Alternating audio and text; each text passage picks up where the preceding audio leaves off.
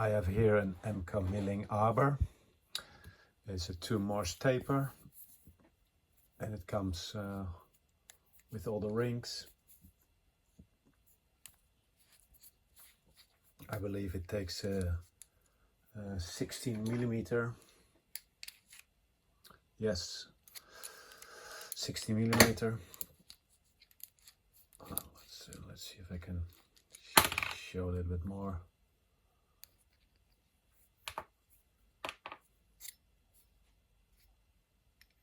This is how it looks.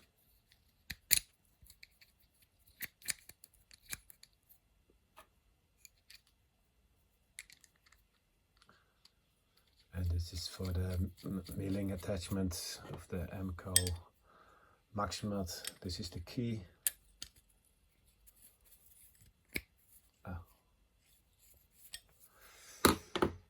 This is M10 thread here on the back side, Morse taper 2.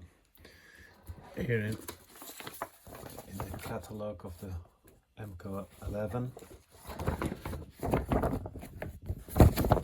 This is the Emco number here, and there's the key, and there are the rings. So it's this complete set in this advertisement. Thank you for watching.